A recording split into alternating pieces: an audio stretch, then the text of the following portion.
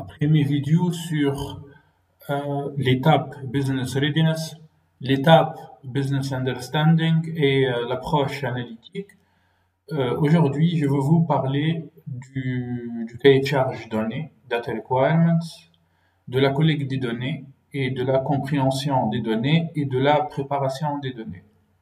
Donc tout d'abord, par rapport à notre projet, comment on peut collecter les données nécessaires. Bon, moi j'ai préparé pour vous cette collecte des données. En fait, il suffit d'aller sur le GitHub du projet numéro 1.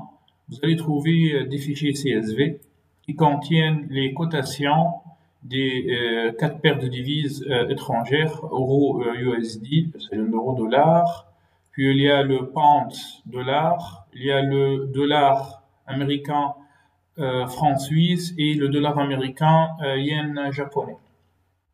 Bien évidemment, le ask et le bid avec en fait plusieurs granularités, 1 minute, 10 minutes, et ainsi de suite.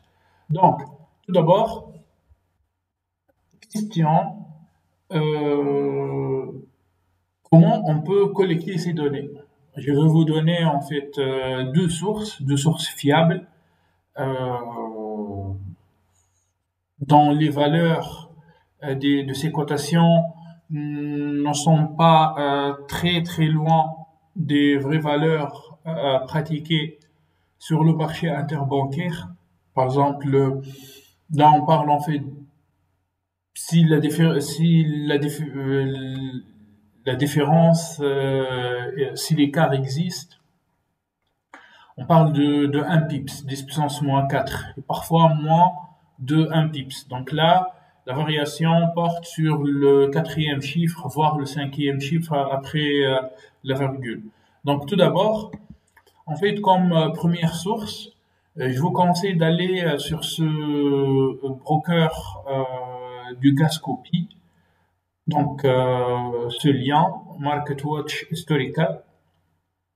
Vous pouvez trouver plusieurs instruments financiers, Forex, Commodities, les indices, obligations, stocks, c'est-à-dire des CFD, des options et aussi crypto.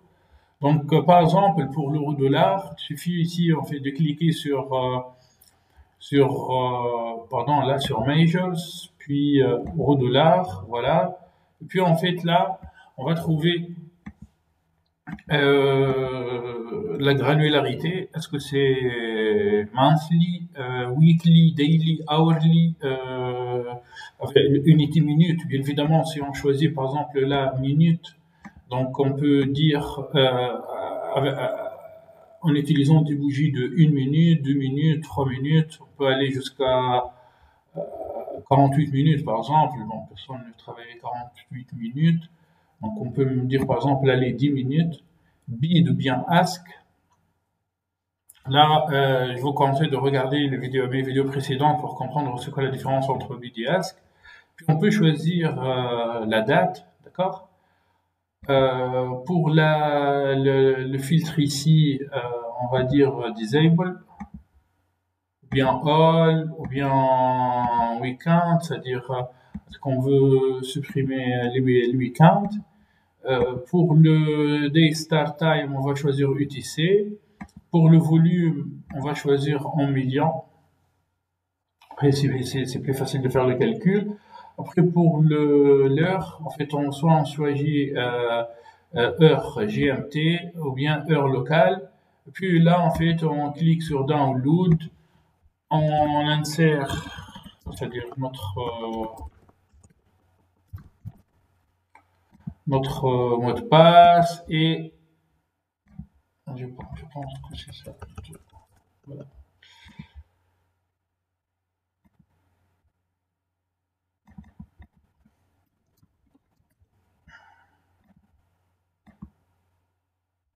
Voilà, c'est bon.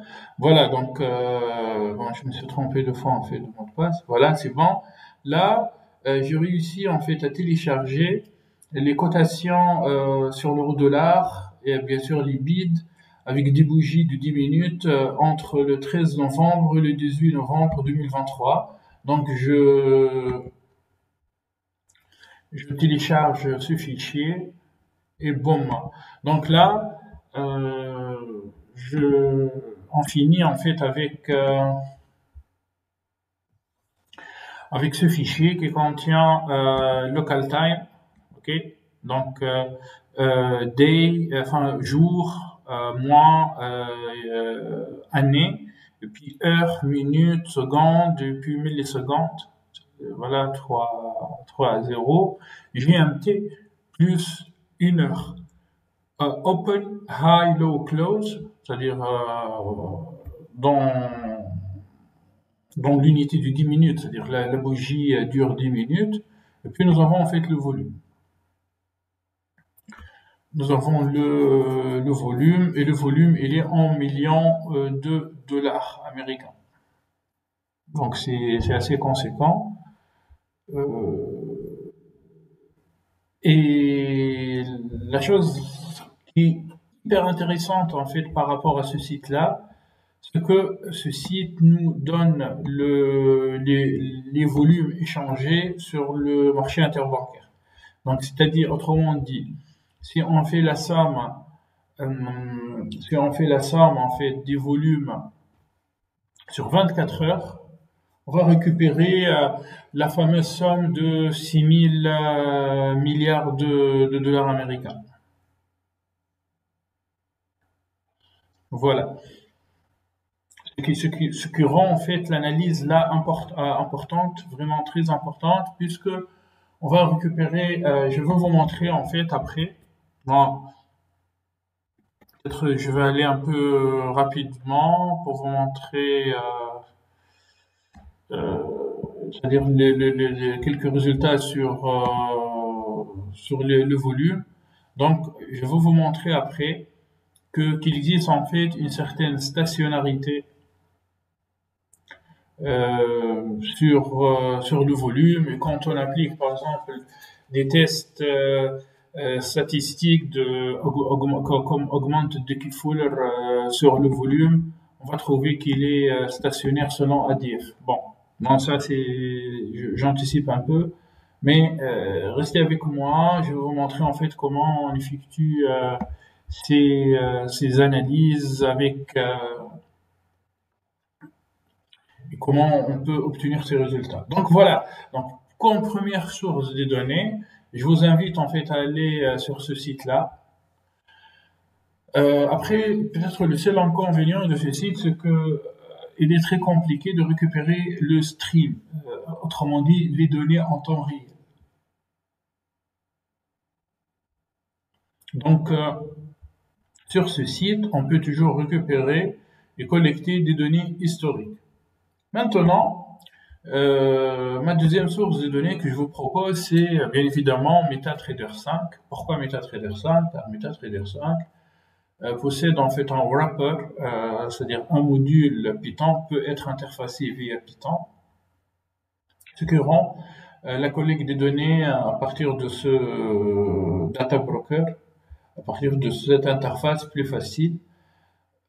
Après, ça demande en fait du code, donc il suffit d'aller ici sur le projet sur GitHub, collect fx data from anti5.py. Je vous ai préparé depuis un mois un fichier Python qui vous permettra. Bien sûr, en fait, il faut tout d'abord installer MetaTrader 5. Ok, il faut installer MetaTrader 5. Et puis il faut aussi créer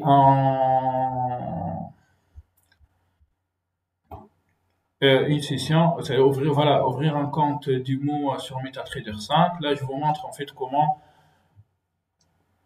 vous pouvez ouvrir ce compte démo. Puis, une fois en fait, une fois on réussit à l'installation de MetaTrader 5 desktop, bien évidemment, on peut récupérer les données via l'API MetaTrader 5, mais c'est payant. Là, je vous parle en fait d'une source gratuite des données correcte, avec un écart de l'ordre de puissance -5, puissance -4. 1 fois 10 puissance moins 4, voire 0,5 fois 10 puissance moins 5. Donc 5 fois 10 puissance moins 5.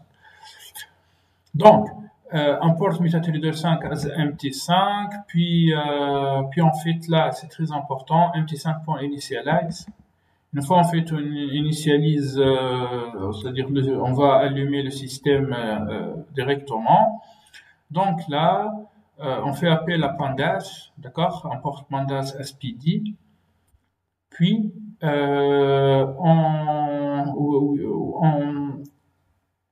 on spécifie le time zone, donc ETC, UTC, plus 5. C'est-à-dire que si vous voulez avoir des données en temps réel et qui ne sont pas décalées de 2 heures, je vous conseille en fait là, dans time zone, de rajouter plus 5.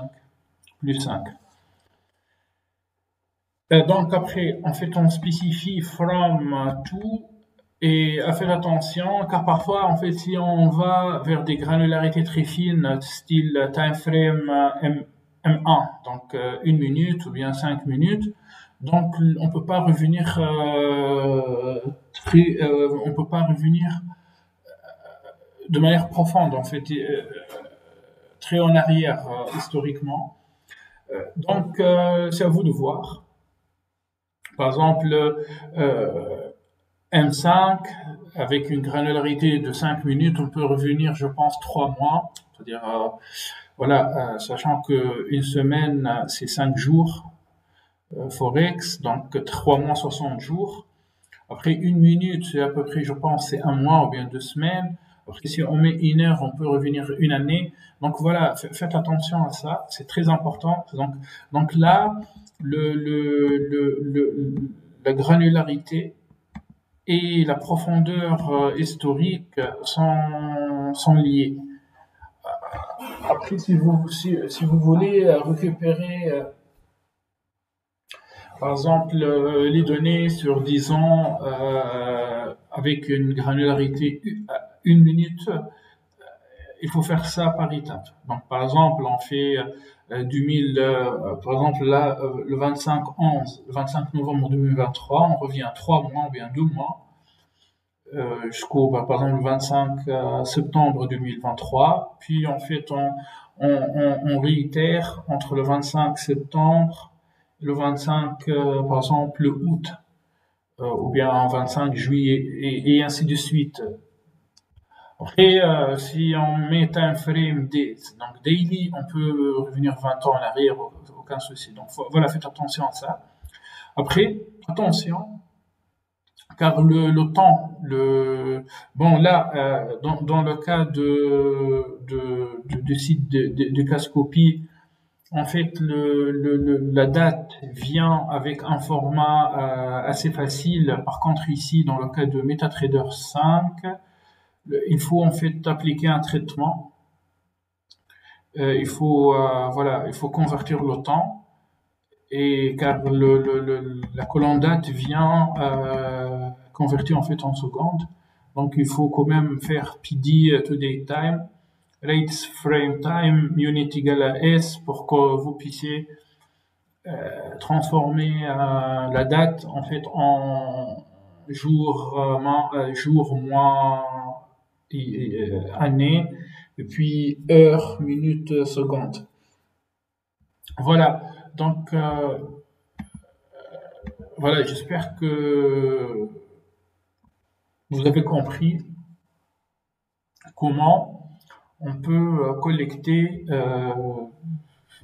les données qui correspondent aux cotations sur ces 4 paires de devises. Maintenant, par rapport à notre projet, à partir de ce site, historical data feed de Cascopy, j'ai récupéré 8 fichiers correspondant à 4 paires. Pourquoi? Car la colonne volume reflète en fait le volume réel. Alors que dans le cas en fait de MetaTrader 5, le volume affiché, c'est le volume échangé via ce broker. Donc ce broker, bien sûr, ne reflète pas tout le marché. mais reflète en fait moins de 1%, bien moins de, voilà, moins de 1% du volume total. Après, on peut, c'est-à-dire, si on peut dire, tiens, euh, on va utiliser des algorithmes qui peuvent collecter des informations et avoir des patterns, même avec un volume qui correspond à moins de 1% du volume total. On peut faire ça, sauf que je pense qu'avec de casse-copies, nous avons en fait tout le volume, donc nos analyses sont, seront meilleures. Et je vais vous montrer tout ça. Voilà, donc après, si vous voulez pas en fait perdre votre temps, voilà, il suffit d'aller sur GitHub et télécharger ces fichiers. Donc, bien évidemment, on peut en fait collecter des données via plusieurs sources, via Reuters, via Bloomberg, mais c'est assez cher. Il existe d'autres sources de données gratuites, mais l'essentiel, c'est que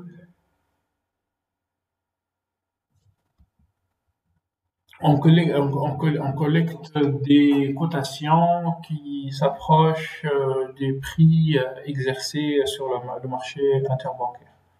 Voilà, merci beaucoup.